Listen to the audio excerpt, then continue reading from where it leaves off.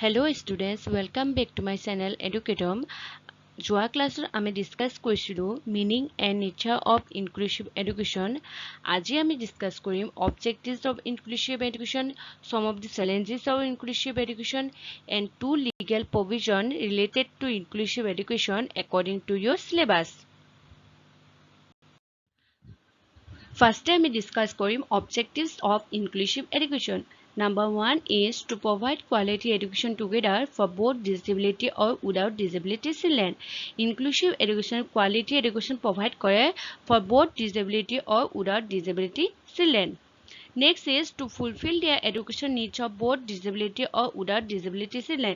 Inclusive education তেওঁলোকৰ needs খিনি fulfill কৰে for both disability or without disability children. Next is to provide a suitable environment in and outside the classroom for each student with disability. Inclusive education provide কৰে এটা ভাল পৰিবেশ suitable environment এটা দিয়ে যোনবিলাক শিশু মানসিকভাৱে বা শাৰীৰিকভাৱে সুস্থ নহয় mentally বা physically তেওঁলোক weak হয় তেওঁলোকৰ মানে এটা ধুনীয়া পৰিবেশ দিয়ে in and outside the classroom বাহিৰতো classroom ভিতৰতো. Next is to provide vocational courses to those students who suffer from disability. যোনবিলাক শিশু মানসিকভাৱে শাৰীৰিকভাৱে সুস্থ নহয় তেওঁলোকৰ কাৰণে vocational courses দিয়া হয়. Now we are going to discuss about the challenges or problems of inclusive education. There are various challenges of inclusive education. Some of them are as follows. Number 1 is negative attitude of the parents. Successful implementation of inclusive education largely depends on the support from the parents of the children with disabilities. So যোনবিলাক শিশু মানসিকভাৱে বা শাৰীৰিকভাৱে সুস্থ নহয় বা যোনবোৰ শিশু ফিজিক্যালি বা মেণ্টেলি উইক হয় তেওঁলোকৰ প্ৰতি সদায় পজিটিভ এটিটিউড এটা ৰাখিব লাগে সদায় তেওঁলোকৰ পেৰেণ্টছে নিগেটিভ এটিটিউড ৰাখিলেও তেওঁলোকৰ সমস্যা সৃষ্টি হয় তেওঁলোক ডিমোটিভেট হয় আৰু তেওঁলোক কোনো কামত আগবাঢ়িব নোৱাৰে. So thus it is a very important problem of inclusive education. Next is school problem. Another problem is school problem. So due to low school budget, there is a lack of appropriate facility. সকলো ধৰণৰ শিশু inclusive educationত পঢ়া শিক্ষা প্ৰদান কৰা হয় তেওঁলোকে যোনবিলাক ডিজেবল চাইল্ড আছে যোনবিলাক মানসিক বা শাৰীৰিকভাৱে সুস্থ নহয় তেওঁলোকে যদি appropriate facilities খিনি সা সুবিধাখিনি তেওঁলোকে যদি নাপায় so তেতিয়া সমস্যা সৃষ্টি হয়. Another problem is negative teacher attitudes. Another problem of successful implementation is the negative attitude of the teachers towards their children with disabilities. Negative attitude teacher যদি disabled child প্ৰতি negative attitude হয় তেতিয়াও disabled child টো কোনো ক্ষেত্ৰত আগবাঢ়িব নোৱাৰে.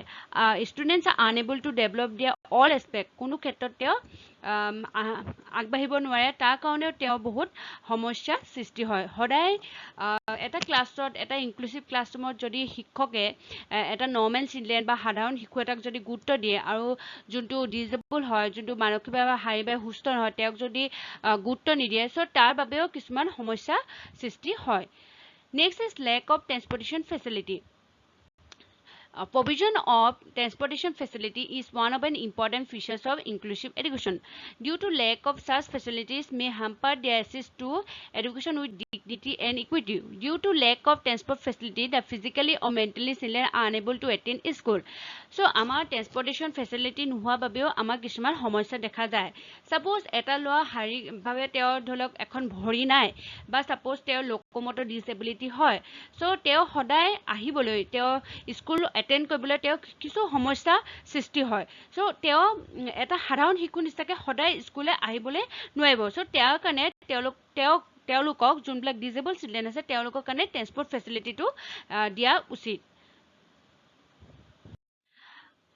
Another problem is rigid curriculum. Rigidity in curriculum does not allow the special students to go at par in learning with the normal ones. So আমাৰ যদি পাঠ্যক্ৰমখন ৰিজিড হয় তেতিয়াও আমাৰ কিছুমান সমস্যা সৃষ্টি হয় যোনবিলাক শিশু মানসিকভাৱে বা শাৰীৰিকভাৱে তেওঁলোক সুস্থ নহয় তেওঁলোকৰ বাবে যথেষ্ট তেওঁলোকৰ সমস্যা সৃষ্টি হয়. So কাৰিকুলামখন সদায় ফ্লেক্সিবল হ'ব লাগে. Next is lack of assistive devices. In inclusive classroom, there is lack of assistive devices which may assist the special students to take full advantage from the classes. Lack of assisted device যদি আমাৰ classroom inclusive classroom নাথাকে তাৰ বাবেও কিছুমান সমস্যাৰ সৃষ্টি হয়. Next is inadequate teacher training. Most of the teachers are never taught how to teach children with disability or generally how to teach in a child-friendly or a active way. আমাৰ শিক্ষকে আমাৰ টিচাৰে যদি এটা শিশু যোনবিলাক শিশু ডিজেবিলিটি বা শাৰীৰিকভাৱে তেওঁলোক সুস্থ নহয় তেওঁলোকক কেনেকৈ পঢ়ালে তেওঁলোকে ভালকৈ শিকিব তেওঁলোকক ফ্ৰেণ্ডলি মেনাৰত এটা পঢ়াব লাগে চ' এইখিনি যদি এজন টিচাৰৰ ট্ৰেইনিং নাথাকে তো তাৰ বাবেও কিছুমান সমস্যাৰ সৃষ্টি হয়. Next is more use of technology in a classroom. So nowadays we use technology for making our classroom teaching learning process for more effective. But আমি যদি inclusive classroom basically use কৰোঁ technology means audio visual aids বা audio visual aids ICT এনেকৈ আমি বস্তু যদি অকল technology বেছি use কৰোঁ so classroomটো ইফেক্টিভ হ'ব কিন্তু যোনবিলাক শিশু মেণ্টেলি বা ফিজিকেলি তেওঁলোক উইক হয় তেওঁলোকৰ বাবে কিছুমান সমস্যাৰ সৃষ্টি হয়. Next problem is policies. Indian government various policy put forward কৰিছিলে for the successful implementation of inclusive education. But এনেকুৱা কিছুমান স্কুল আছে তেওঁলোকে কয় যে আমাৰ স্কুলত ইনক্লুচিভ এডুকেশ্যন দিয়া হৈছে বাট তেওঁলোকৰ স্কুলত কোনো ধৰণৰ ফিজিকেলি বা মেণ্টেলি সুস্থ নোহোৱা বা ফিজিকেলি বা মেণ্টেলি উইক চিলড্ৰেন দেখা পোৱা নাযায়. So' policy is also' one of an important problem of successful implementation of inclusive education. Next is large class size. আমাৰ যদি এটা ক্লাছৰুমত লাৰ্জ নাম্বাৰ অফ ষ্টুডেণ্ট হয় তেতিয়া শিক্ষকৰ মানে টিচাৰ বহুতখিনি প্ৰব্লেম ফেচ কৰিবলগীয়া হয়. তেওঁ সকলো ধৰণৰ লাৰ্ণাৰ্ছৰ তেওঁ identify the needs of all learner তেওঁ ডিফিকাল্ট হয় চবৰে নিডছখিনি ফুলফিল কৰিবলৈ. চ' দিজ আৰ চাম of the challenges of inclusive education. Next আমি ডিছকাছ কৰিম RCI Act. The RCI Act was set up as a registered society in 1986. The full form of RCI সম্পূৰ্ণ নাম হৈছে Rehabilitation Council of India. Established হৈছিলে 1986 আৰু 1992 enacted কৰিছিলে পাৰ্লিয়ামেণ্টে আৰু it became a statutory body on 1993. The main responsible RCI is to regulate and monitor services given to persons with disabilities. Regulate and monitor কৈছিলে কি service person with disability যোনবিলাক শিশু physically বা mentally তেওঁলোক week হয় তেওঁলোকে কেনেকুৱা ধৰণৰ ছাৰ্ভিচেছ পাইছিলে সেই ছাৰ্ভিচেছবোৰ RCI ৰেগুলেট আৰু মনিটৰ কৰিছিলে. টু ষ্টেণ্ডাৰ্ডাইজ চিলেবি তেওঁলোকৰ নিডছ চাই তেওঁলোকৰ needs according to their needs চাই পেলাই তেওঁলোকৰ এখন চিলেবাছ তেওঁলোকৰ ষ্টেণ্ডাৰ্ডাইজ কৰি এখন চিলেবাছ তেওঁলোকক দিছিলে. And to maintain A centre rehabilitation register of all qualified professional যোনবিলাক টিচাৰে তেওঁলোকৰ লগত ডিল কৰে যোনবোৰ ফিজিকেলি বা মেণ্টেলি উইক চিলড্ৰেন হয় তেওঁলোকৰ এখন ৰেজিষ্টাৰ মেইনটেইন কৰিছিলে. চ' এইখিনি মেইন ৰেছপনচিবল হৈছে RCI introduction part, but here some কিছুমান objectives আছে. So objectives খিনি আমি চাই লওঁ. First is to regulate the training policy and programs in the field of rehabilitation of person with disability. Regulate the training policy and program regulate কৰিছিলে কাৰ কাৰণে কৰিছিলে যোনবিলাক person disability হয়. To bring about standardization of training courses দিছিলে কোনবিলাক কাৰ কাৰণে দিছিলে ট্ৰেইনিং কোৰ্চেছ প্ৰফেশ্যনেল যোনবিলাক টিচাৰে ডিল কৰিছিলে যোনবিলাক শিক্ষকে ছাত্ৰ ছাত্ৰী যোনবিলাক মানসিকভাৱে শাৰীৰিকভাৱে সুস্থ নহয় তেওঁলোকৰ লগত যোনবিলাক এনি টাইম ডিল কৰে তেওঁলোকক ট্ৰেইনিং প্ৰভাইড কৰিছিলে. Next to promote research in rehabilitation and special education research paper তেওঁলোকে প্ৰমোট কৰিছিলে কাৰ কাৰণে স্পেচিয়েল এডুকেশ্যন মিনছ যোনবিলাক ফিজিকেলি বা মেণ্টেলি উইক হয়. To maintain center rehabilitation center for registration of professional. So এইটো মেইন ৰেছপনচিবিলিটি আছে যে যোনবিলাক টিচাৰে তেওঁলোকক ডিল কৰিছিলে ফিজিকেলি মেণ্টেলি উইক চিলড্ৰেনৰ তেওঁলোকে এখন ৰেজিষ্টাৰ মেইনটেইন কৰিছিলে. তেওঁলোকৰ কোৱালিফিকেশ্যন কি, তেওঁলোকে ট্ৰেইনিং লোৱা হয় নে নহয়, এইবোৰ তেওঁলোকে ৰেজিষ্টাৰ মেইনটেইন কৰিছিলে RCI Act. Next is to recognize various university and colleges that provide degree diploma courses in the field of rehabilitation with disabilities.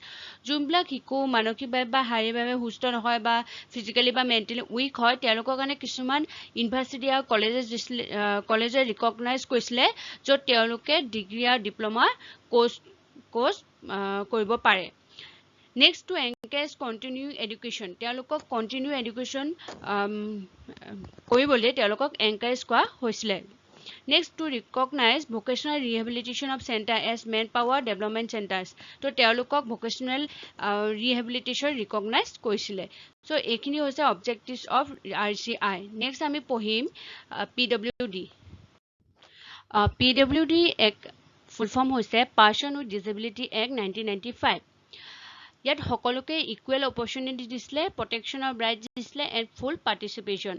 RCI আমাৰ 7টা ডিজেবিলিটি 7 ডিজেবিলিটি মেনশ্যন কৰি দিছিলে, যোনবিলাক শিশু ডিজেবল হ'ব পাৰে, এইকেইটা ক্ষেত্ৰত হ'ব পাৰে বুলি তেওঁলোকে মেনশ্যন কৰিছিলে. ফাৰ্ষ্টটো হৈছে ব্লাইণ্ডনেছ, চকুৰে নেদেখা, ল' ভিজন, চকুৰে কম দেখা, হিয়াৰিং এম্পেয়াৰমেণ্ট, কাণে নুশুনা, লোক'মটৰ ডিজেবিলিটি মিনছ মটৰ, যোনবোৰে খোজকাঢ়িব নোৱাৰে, কাৰোবাৰ মাছলছ প্ৰব্লেম, তেওঁলোক মেণ্টেল ৰিটাৰ্ডেশ্যন মিনছ যোনবিলাক মানসিকভাৱে সুস্থ নহয়, লিপ্ৰকাচিক কিউ মানে হৈছে skin problem, mental illness means মানসিকভাৱে সুস্থ নহয়. চ' এইকেইটা কেটেগৰিজ তেওঁলোকে PWD একে কভাৰ কৰিছিলে এই 7টা. ইয়াৰ ভিতৰত এজন মানুহ বা এজন শিশু ডিজেবিলিটি হ'ব পাৰে. নেক্সট কিছুমান অবজেক্টিভছ আছে, আমি চাই লওঁ. First objective to আছে free education for PWD should be provided up to the age of 18 years. যোনবিলাক শিশু মানসিকভাৱে শাৰীৰিকভাৱে সুস্থ নহয় বা ফিজিকেলি বা মেণ্টেলি উইক হয়, তেওঁলোকৰ বাবে ফ্ৰী এডুকেশ্যন দিয়া হয় up to the age of 18 years. Grant for scholarship for them, PW একে গ্ৰাণ্ট স্কলাৰশ্বিপ তেওঁলোকৰ কাৰণে দিয়া হৈছিল.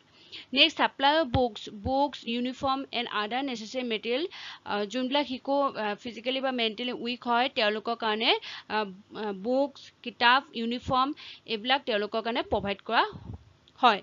Suitable modification in the examination system to eliminate purely mathematical question for the benefits of blind student and student with low vision. যোনবিলাক শিশু blind student, চকুৰে নেদেখে বা ল' ভিজন, চকুৰে কম দেখে, তেওঁলোকৰ কাৰণে টোটেলি মেথছৰ কুৱেশ্যন দিয়া হোৱা নাছিল, PWD একখনে প্ৰভাইড কৰিছে.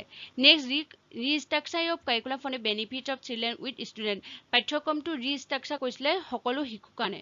যোনবিলাক শিশু মানসিকভাৱে শাৰীৰিকভাৱে সুস্থ নহয় তেওঁলোকৰ কাৰণে ৰিষ্ট্ৰাকচাৰ কৰিছিলে পাঠ্যক্ৰমখন. Next is the removal of architectural barriers from school colleges, যোনবিলাক আৰ্কিটেকচাৰেল বেৰিয়াৰ্ছ আছে সেইবিলাক তেওঁলোকে ৰিমুভ কৰিবলৈ চেষ্টা কৰিছিলে. So' these are some of the objectives of PWD Act. So' students তোমালোকে ভাল পালে মোৰ ভিডিঅ'টো লাইক, শ্বেয়াৰ, ছাবস্ক্ৰাইব কৰিবা. Thank U.